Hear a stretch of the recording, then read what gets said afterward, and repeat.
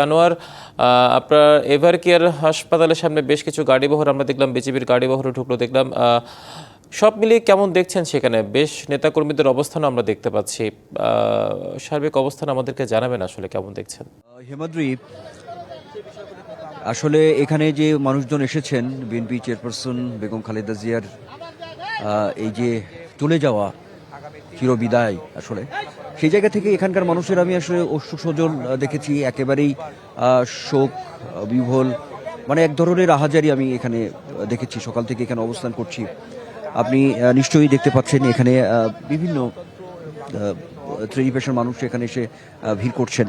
আসলে তারা আসলে চলে এসছেন, মানে এক কথায় আসলে বলতে গেলে যে বিএনপি নেত্রীর এইরকম আসলে চলে যাওয়া, মানে এখানে দেখেছি যে অশ্রু সজল অবস্থায় যে এখানে মানুষজন তাদের অভিব্যক্তি আসলে প্রকাশ করেছেন, আমরা সেটি দেখেছি।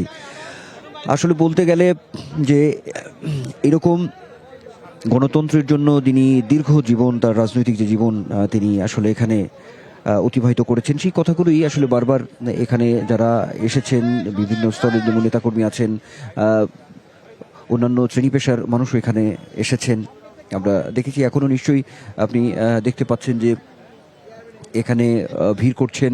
একই সঙ্গে বিভিন্ন যে অন্যান্য রাজনৈতিক দলের নেতা, তারাও কিন্তু এখানে আসছেন, এখানে কথা বলছেন।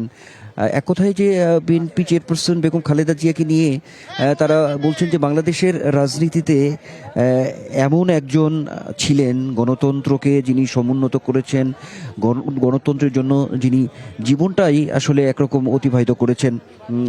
তো এমন কথাগুলোই কিন্তু আসলে আমরা এখানে শুনছি, এখানে যারা এসেছেন। একটু বলে রাখি, নিশ্চয়ই আপনি জানেন যে আজকেই ভোর 6টায় আসলে তিনি না ফেরার দেশে চলে গিয়েছেন, শেষ নিঃশ্বাস ত্যাগ করেছেন। তো বিএনপি চেয়ারপারসন বেগম খালেদা জিয়া বাংলাদেশের রাজনীতিতে তার যে অবদান, সেটি মানে একেবারেই চিরস্মরণীয় হয়ে থাকবে, এমনটাই কিন্তু বারবার এখানে যারা আসছেন তারা বলছেন। হিমাদ্রি, নিশ্চয়ই আপনি দেখতে পাচ্ছেন, আমরা এবি পার্টির যে চেয়ারম্যান তিনি আছেন, তিনি কথা বলছেন। আমরা একটু তার কাছ থেকেও একটু কথা শুনতে চাই। তিনি এখানে এসেছেন। সেটা উনি দেখে যেতে পেরেছিলেন। ওনার সাথে সর্বশেষ আমাদের সাক্ষাৎ হয়েছে সশস্ত্র বাহিনী দিবসের দিন। সেই দিন তারপরেও উনি অসুস্থতা সত্ত্বেও ওনাকে হাসি মুখে কথা বলতে দেখেছি আমরা। আমাদের আকাঙ্ক্ষা ছিল যে উনি অতীতে যেভাবে চরম অসুস্থতার মধ্যেও উনি সুস্থ হয়ে ফিরে এসেছিলেন, আমরা প্রত্যাশা করেছিলাম যে উনি এবারও অসুস্থতা থেকে ফিরে এসে আবারও দাঁড়িয়ে দেশবাসীর উদ্দেশ্যে হাত নাড়বেন, এবং একটা আলাদা একটা প্রত্যাশা ছিল যে উনি অন্তত নির্বাচনে অংশগ্রহণ করবেন। ব্যক্তিগতভাবে আমি অত্যন্ত স্মৃতিকাতর, কারণ উনি যেভাবে ফেনীর সন্তান, আমিও ফেনীর একজন নাগরিক, এবং আমি ফেনীর 2 আসন থেকে নির্বাচনের প্রতিদ্বন্দ্বিতা করছি। গতকালকে ম্যাডামের পক্ষ থেকে ফেনী 1 আসনে নির্বাচনে মনোনয়নও দাখিল করা হয়েছে।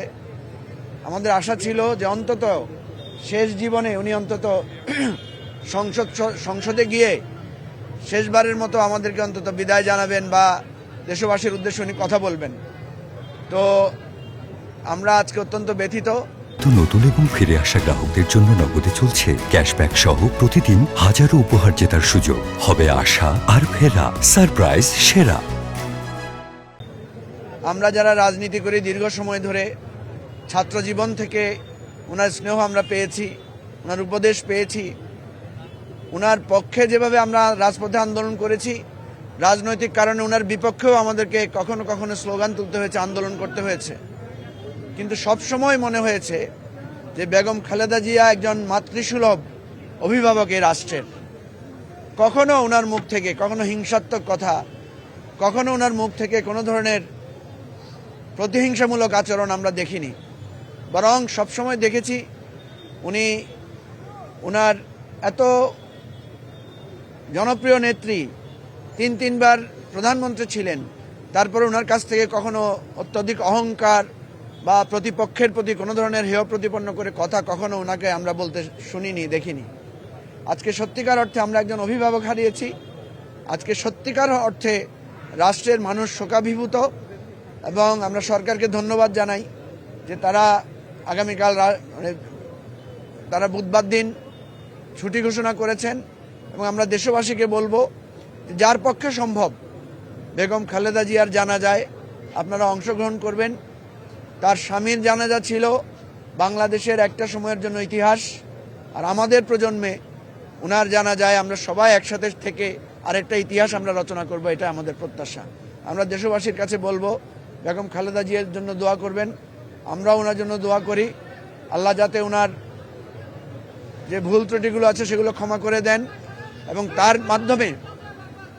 তার মাধ্যমে দেশ এবং জনগণের, আমাদের এই বাংলাদেশের, আমাদের এই দেশের সর্বোপরি মানুষের যতটুকু উন্নয়ন বা যতটুকু উপকার হয়েছে সেটার জন্য তিনি যাতে হেমাদ্রি, আপনি শুনছিলেন যে এবি পার্টির চেয়ারম্যান মুজিবুর রহমান মঞ্জু তিনি বলছিলেন বিএনপি চেয়ারপারসন বেগম খালেদা জিয়াকে নিয়ে কথা বলছিলেন।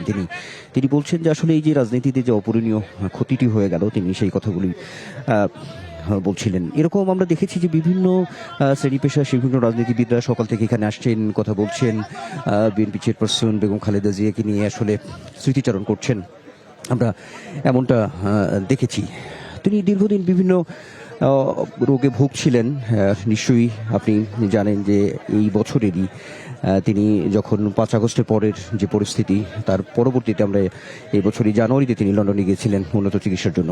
সেখানে লন্ডন ক্লিনিকে চিকিৎসা নিয়েছেন। সেই চিকিৎসা নেওয়া শেষে তিনি তার বড় ছেলে বিএনপির ভারপ্রাপ্ত চেয়ারম্যান তারেক রহমানের বাসায় ছিলেন, লন্ডনে ছিলেন।